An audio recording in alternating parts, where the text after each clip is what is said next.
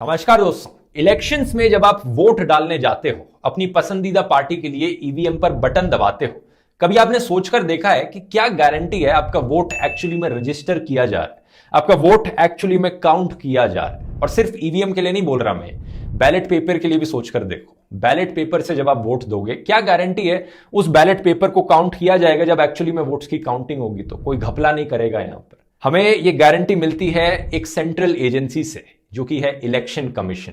हमें basically election commission पर blindly भरोसा करना पड़ता है, ट्रस्ट करना पड़ता है कि इलेक्शन कमीशन अपना काम यहां पर सही से करेगा, तभी हमारे वोट को सही से काउंट किया जाएगा। लेकिन इमेजिन करके देखो दोस्तों, अगर हम ये गारंटी खुद ही से ही ले पाते और किसी भी सेंट्रल एजेंसी, इलेक्शन कमीशन या तीसरी पार्टी की जरूरत ना पड़ती, हमें किसी और पर भरोसा करने की जरूरत ही नहीं है, हम खुद ही से ही अपना वोट वेरीफाई कर सकते हैं कि हाँ, हमारा वोट काउंट किया गया है। यहां क्या आप जानते हैं ऐसा सिस्टम बनाया जा सकता है दोस्तों, ब्लॉकचेन का इस्तेमाल करके। सही सुना आपने, वही टेक्नोलॉजी जिस पर बिटकॉइन आधारित है, ब्लॉकचेन। कुछ लोगों का मानना है कि ये पूरे वोटिंग सिस्टम को रेवोल्यूशनाइज करके रख सकती है टेक्नोलॉजी। ऐसे कैसे पॉसिबल हो सकता है और कैसे काम करती है ये ब्लॉकचेन की टेक्नोलॉजी? आइए जानते हैं आज के इस एजुकेशनल वीडियो में। तो सबसे बड़ा सवाल, क्या है ये ब्लॉकचेन? ब्लॉकचेन बेसिकली एक तकनीक है इंफॉर्मेशन को स्टोर करने की, डेटा स्टोर करने की डिसेंट्रलाइज्ड तरीके से। डिसेंट्रलाइज्ड का मतलब क्या है कि कोई भी एक सेंट्रल अथॉरिटी नहीं होगी जो पूरे डेटा को कंट्रोल करेगी, इंफॉर्मेशन को कंट्रोल करेगी। आप आरबीआई का एग्जांपल ले लो। हमारे जो इंडियन रुपीज होते हैं, ये 500 रुपए का नोट है, इसे आरबीआई ने छापा है। आरबीआई गारंटी देता है कि इसकी वैल्यू 500 रुपए है और इसकी वैल्यू 501 या 502 रुपए नहीं है। इस नोट पर भी लिखा हुआ है कि आरबीआई की तरफ से ये गारंटी होती है। तो आरबीआई बेसिकली एक सेंट्रल अथॉरिटी है दुनिया भर के इंडियन रुपी नोट्स को कंट्रोल करने वाली। आरबीआई चाहे तो नोट्स की वैल्यू बदल सकती है, चाहे तो और नोट्स छाप सकती है या कम नोट्स छाप सकती है। लेकिन दूसरी तरफ बिटकॉइन जैसी जो करेंसी है वो डिसेंट्रलाइज्ड है। कोई भी सेंट्रल एजेंसी नहीं है, सेंट्रल अथॉरिटी नहीं है बिटकॉइन को कंट्रोल करने वाली। और ऐसा इसलिए है क्योंकि बिटकॉइन ब्लॉकचेन पर आधारित है और ब्लॉकचेन वो टेक्नोलॉजी है जो बिटकॉइन को एक्चुअली में डिसेंट्रलाइज्ड बनाती है। अब इंफॉर्मेशन स्टोर करने के कई तरीके हो सकते हैं। आप पेपर पर कुछ लिखते हो, वो एक तरीका है इंफॉर्मेशन स्टोर करने का, या फिर कंप्यूटर खोलकर एक्सेल फाइल में कुछ लिखते हो, वो भी एक तरीका है इंफॉर्मेशन स्टोर करने का। एक्सेल फाइल में आपकी इंफॉर्मेशन स्ट्रक्चर्ड होती है एक टेबल के फॉर्म में, ये टेबल्स बने आते हैं ना। ऐसे ही ब्लॉकचेन में इंफॉर्मेशन को स्ट्रक्चर किया जाता है ब्लॉक्स के फॉर्म में। हर ब्लॉक 3 मेन चीजों से बनता है। पहला, जो भी डेटा और इंफॉर्मेशन आप किसी ब्लॉक के अंदर डालोगे। दूसरा, हर ब्लॉक का अपना एक फिंगरप्रिंट होता है जिसे हैश कहते हैं। ये एक तरीका है बेसिकली ब्लॉक को यूनिकली आइडेंटिफाई करने का बाकी और ब्लॉक से। हर ब्लॉक का अपना अपना एक फिंगरप्रिंट है। और तीसरा, किसी भी ब्लॉकचेन में हर ब्लॉक अपने पीछे वाले ब्लॉक का फिंगरप्रिंट भी स्टोर करके रखता है। तो ये एक ब्लॉकचेन है। यहां पर इस वाले ब्लॉक में इसका खुद का फिंगरप्रिंट होगा और इसके पीछे वाले ब्लॉक का भी फिंगरप्रिंट होगा। और तीसरा, बाकी जो भी आप इंफॉर्मेशन डालोगे वो इस ब्लॉक के अंदर होगी। इसी तरह से ही सारे ब्लॉक्स एक दूसरे से लिंक्ड हैं, जुड़े हुए हैं। और सबसे बड़ी खास बात यह है इसकी कि किसी भी ब्लॉक में अगर आप मौजूद डेटा को बदलने की कोशिश करोगे, टैंपर करने की कोशिश करोगे डेटा के साथ, तो उससे उस ब्लॉक का फिंगरप्रिंट यानी हैश बदल जाएगा। और अगर एक ब्लॉक का हैश बदला तो उसके आगे वाले ब्लॉक का भी हैश बदल जाएगा, उसके आगे वाले ब्लॉक का भी हैश बदल जाएगा और पूरी ब्लॉकचेन यहां पर खराब हो जाएगी। इसी रीजन से डेटा के साथ छेड़छाड़ी करना, टैंपरिंग करना नेक्स्ट टू इम्पॉसिबल है एक ब्लॉकचेन के अंदर। क्योंकि एक बारी एक ब्लॉक यहां पर डिफाइंड हो गया, ब्लॉकचेन में जुड़ गया, तो उसके बाद उसे बदला नहीं जा सकता। दूसरा बड़ा रीजन ब्लॉकचेन के सिक्योर होने के पीछे है इसकी डिसेंट्रलाइजेशन। कोई भी ब्लॉकचेन आपको सिर्फ किसी एक कंप्यूटर में नहीं मिलेगी। ब्लॉकचेन्स मौजूद होती हैं हमेशा एक नेटवर्क ऑफ कंप्यूटर्स में, यानी बहुत सारे कंप्यूटर्स में दुनिया भर के जिन लोगों ने इस ब्लॉकचेन में पार्टिसिपेट किया है, उन सबके कंप्यूटर पर इस ब्लॉकचेन की एक कॉपी जरूर होती है। तो किसी एक सेंट्रल अथॉरिटी के द्वारा नहीं, बल्कि एक नेटवर्क ऑफ कंप्यूटर्स सबके द्वारा इसे मैनेज किया जा रहा है और रन किया जा रहा है। जो लोग अपने कंप्यूटर्स के द्वारा इस ब्लॉकचेन के नेटवर्क से जुड़े हुए होते हैं और जो अपने कंप्यूटर पर ब्लॉकचेन को रन होने देते हैं, उन्हें नोड्स कहा जाता है। उनमें से कुछ नोड्स होते हैं माइनर्स।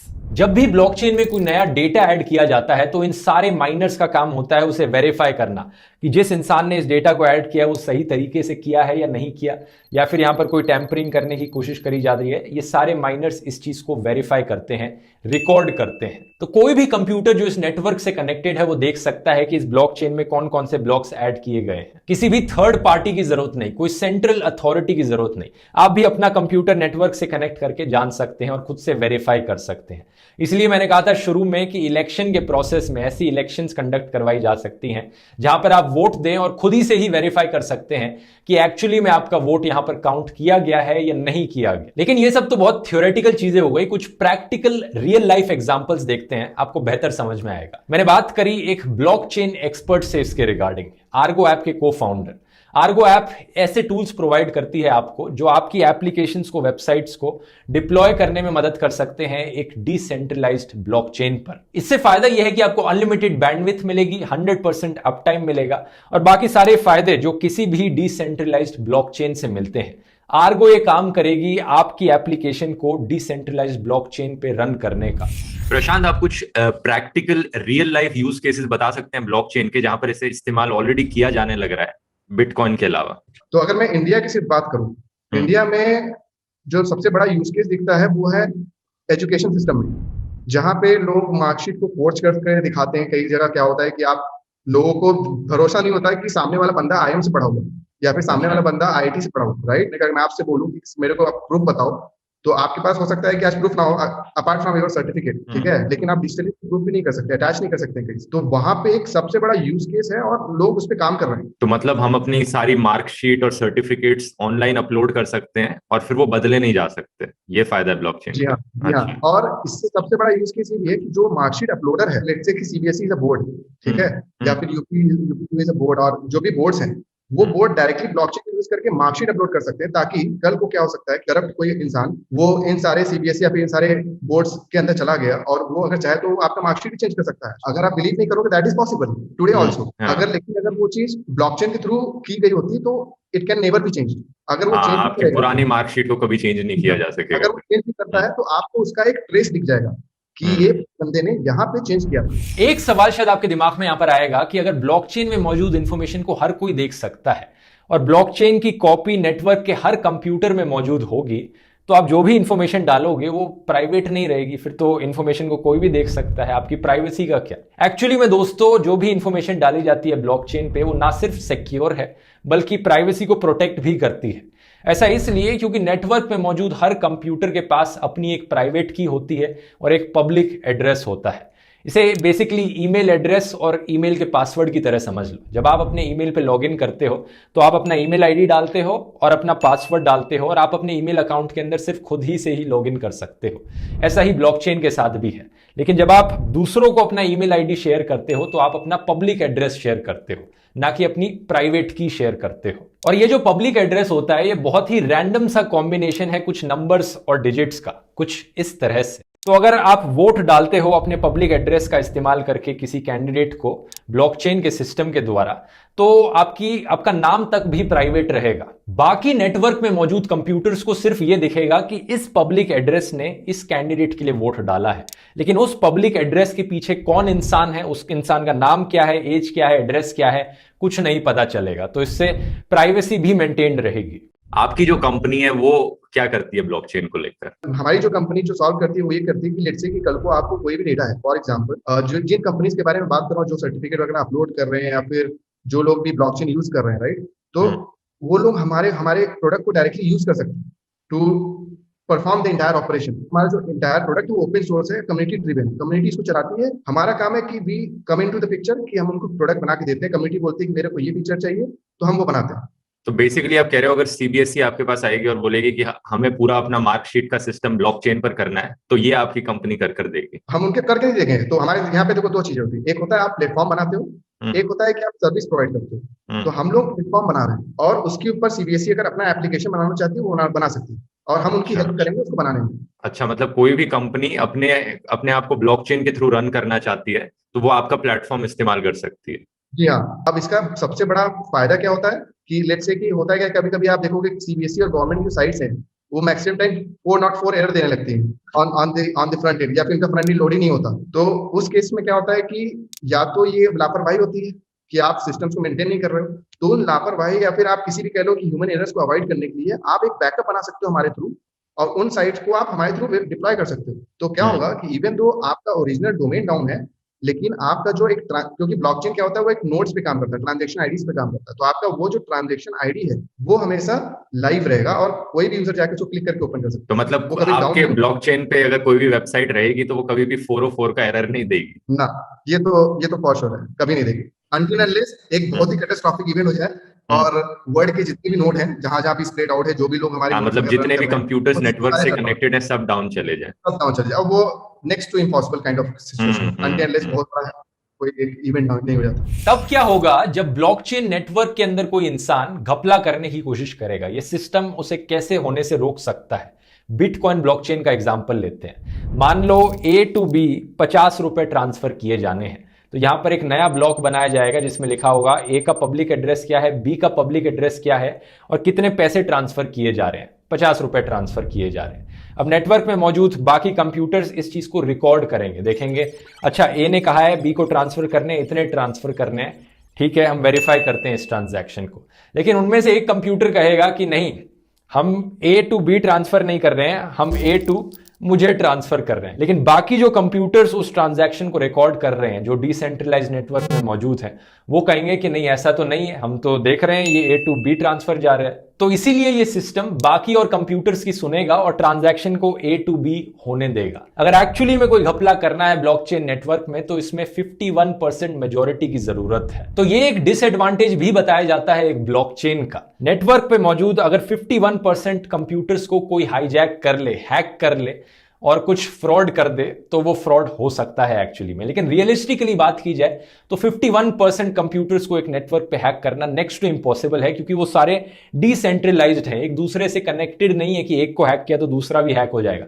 सबको अलग अलग लोकेशन पर जाकर हैक करना पड़ेगा। और एक बड़ी ब्लॉकचेन में जैसे कि बिटकॉइन में, जहां पर दुनिया भर के millions and millions of computers उस ब्लॉकचेन नेटवर्क से कनेक्टेड हैं, वहां तो ये चीज इम्पॉसिबल ही है, क्योंकि कौन इंसान जाकर इन सारे मिलियंस ऑफ कंप्यूटर्स को हैक कर सकता है जो दुनिया भर के कोनों कोनों में मौजूद है। तो जितनी बड़ी एक ब्लॉकचेन बनेगी, जितने ज्यादा कंप्यूटर्स इस नेटवर्क से कनेक्ट होंगे, जितने लोग इस नेटवर्क से कनेक्ट होंगे, उतना ही ज्यादा मुश्किल बनता जाएगा एक ब्लॉकचेन को हैक करना। एक और सवाल शायद आपके दिमाग में आएगा कि ये जो सारे कंप्यूटर्स इस ब्लॉकचेन के नेटवर्क से कनेक्टेड हैं, ये 24 घंटे वेरीफाई करने का काम किए जा रहे हैं कि ये जो नए ब्लॉक्स ब्लॉकचेन में ऐड हो जा रहे हैं, ये इन्हें वेरीफाई करते हैं, अच्छा ये ब्लॉक ठीक है, ये नहीं है यहां पर। लेकिन क्या मिल रहा है इन्हें करके? मतलब मैं अपने कंप्यूटर को क्यों इस काम पर लगाऊंगा कि ये ब्लॉकचेन के नेटवर्क से कनेक्टेड रहे और 24 घंटे यही काम करता रहे, मेरा बिजली का बिल यहां पर ज्यादा आ जाएगा ये करने से, मुझे क्या मिल रहा है कर? इनाम देना पड़ेगा यहां पर कुछ, और इनाम मिलता है दोस्तों। बिटकॉइन की ब्लॉकचेन के केस में ये इनाम बिटकॉइंस ही होते हैं। कुछ थोड़े से बिटकॉइंस मिलते हैं हर उस कंप्यूटर को जो बिटकॉइन के नेटवर्क से कनेक्टेड है, माइन करने लग रहा है बिटकॉइंस को। और अगर कोई भी कंप्यूटर गलत वेरिफिकेशन करता है तो उन्हें पनिश भी किया जाता है, उन्हें पेनल्टी भी लगती है। तो ये एक रिवॉर्ड और पनिशमेंट के बेसिस पे पूरा डिसेंट्रलाइज्ड नेटवर्क काम करता है। अगर कुछ और ऐसे एग्जांपल्स की बात करें जहां पर ब्लॉकचेन को रियल लाइफ में इंप्लीमेंट किया है, तो सबसे शॉकिंग और इंटरेस्टिंग फैक्ट तो ये है दोस्तों कि इलेक्शंस के लिए इसे एक्चुअली में यूज किया जा चुका है। अफ्रीका में एक कंट्री है सिएरा लियोन, वहां पर इलेक्शंस के दौरान ब्लॉकचेन टेक्नोलॉजी का इस्तेमाल किया गया था वोटिंग करते वक्त। लेकिन मैं आपको यह भी बता दूं कि बहुत से एक्सपर्ट्स मानते हैं ब्लॉकचेन टेक्नोलॉजी का इलेक्शंस और वोटिंग के लिए इस्तेमाल किया जाना सही नहीं है। उनके हिसाब से इसके नुकसान ज्यादा हैं, फायदे कम हैं, हैक करने के चांसेस बढ़ जाते हैं। हालांकि ब्लॉकचेन को हैक करना मुश्किल है, लेकिन इंडिविजुअल लेवल पर एक इंसान के फोन को हैक करना इतना मुश्किल ना हो।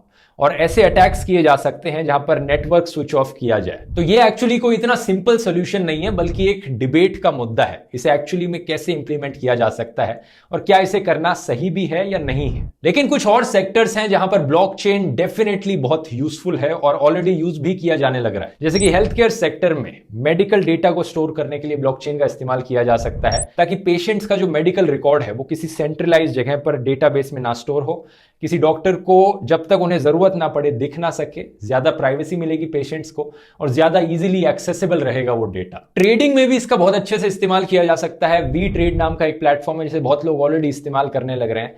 जब भी आप कुछ सामान ऑर्डर कराते हो कहीं से और आपको सप्लायर के बारे में ज्यादा पता नहीं है कि कितना रिलायबल सप्लायर है, पता नहीं एक्चुअली में आपको सामान दे पाएगा या नहीं दे पाएगा, और सप्लायर को भी आपके बारे में ज्यादा पता नहीं है कि आप एक्चुअली में पैसे दे पाओगे टाइम पर या नहीं दे पाओगे, तो यहां पर ब्लॉकचेन्स में स्मार्ट कॉन्ट्रैक्ट का इस्तेमाल किया जाता है। ऐसे कॉन्ट्रैक्ट्स जो ब्लॉकचेन पर आधारित हैं। इन कॉन्ट्रैक्ट्स के जरिए आपको किसी थर्ड पार्टी पर भरोसा करने की जरूरत नहीं। जैसे ही आपका सामान डिलीवर हो जाएगा, आपके पैसे ऑटोमेटिकली ट्रांसफर हो जाएंगे बैंक अकाउंट से सप्लायर के बैंक अकाउंट में। Similarly property management, crowd funding और सरकारी रिकॉर्ड्स की भी मैनेजमेंट बहुत अच्छे से करी जा सकती है ब्लॉकचेन्स का इस्तेमाल करके। आज के दिन सरकार हमारा कितना डेटा स्टोर करती है अपने सर्वर्स पर, जहां पर सरकार प्रोटेक्टेड नहीं रख पाती है उस डेटा को। अक्सर हमें सुनने को मिलता है सरकारी ये डेटाबेसेस हैक हो गए, जहां पर इतना डेटा लीक हो गया, ये आधार कार्ड का डेटा यहां था, यहां लीक हो गया, लोगों की पर्सनल इंफॉर्मेशन लीक हो गई। लेकिन अगर ब्लॉकचेन का इस्तेमाल किया जाएगा तो ऐसा नहीं होगा, क्योंकि हमें सरकार के भरोसे पर नहीं रहना पड़ेगा ये करने के लिए। डिसेंट्रलाइज्ड नेटवर्क हम सब एक दूसरे के लिए वेरीफाई कर सकते हैं, अपने लिए काम बना सकते हैं। आने वाले टाइम में हम एक डिसेंट्रलाइज्ड फ्यूचर की तरफ बढ़ रहे हैं, जिसका मतलब है बहुत सी वेबसाइट्स और एप्लीकेशंस जो कि आज के दिन क्लाउड बेस्ड प्लेटफॉर्म्स पर आधारित हैं, वो जल्द ही ब्लॉकचेन में मूव करेंगी और आर्गो जैसी कंपनीज इस ट्रांजिशन को आसान बनाएंगे।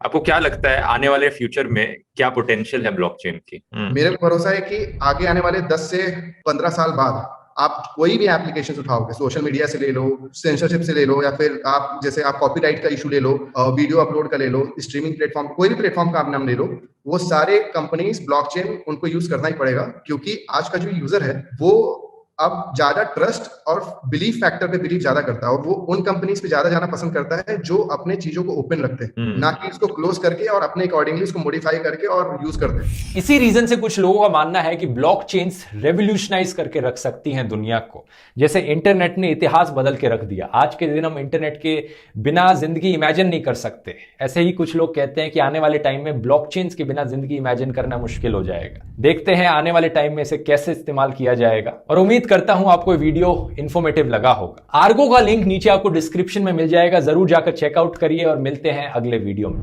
बहुत बहुत धन्यवाद।